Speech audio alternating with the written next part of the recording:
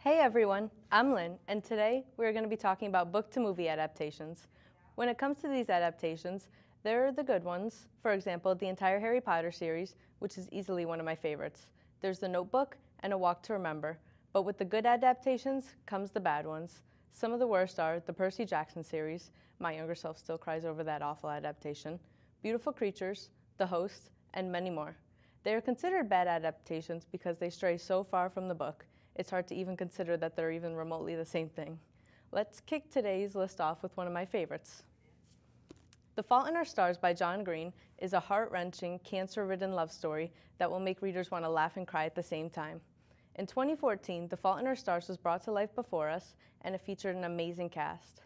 Out of all the book-to-movie adaptations I've seen, this one easily hits my top 10 list. Like any movie being adapted from a book, some key things were left out that readers might be upset with. But most of the movie was spot on. The actors truly brought the characters to life. We get to watch Hazel Grace and Augustus fall in love with each other as they fight cancer, and I highly recommend it for anyone who is looking for a sappy romance that will tear your heart into shreds. The next one is The Book Thief by Mark Zusak. This movie came out in 2013, and I feel as if there's a terrible beauty to the story. The movie is centered around war, but watching Liesel, the main character, is a simple and wonderful thing.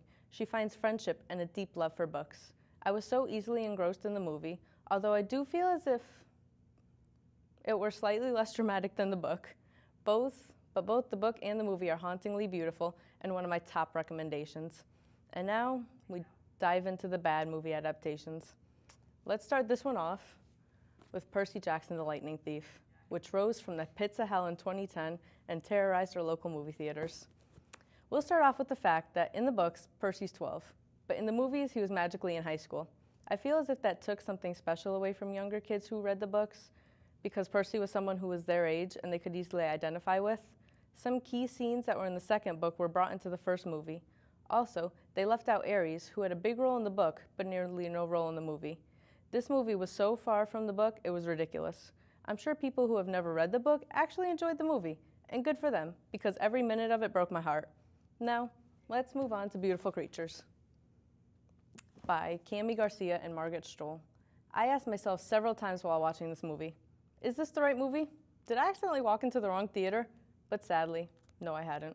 It was the right theater, and I was watching a terrible adaptation.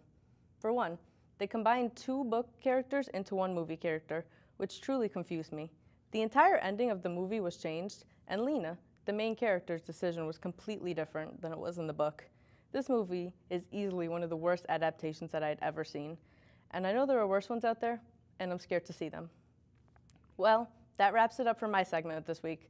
Come back next Tuesday where I'll show you my top 10 book recommendations. It took me a few hours to narrow down, but I did it, and I can't wait to show you my choices. Bye.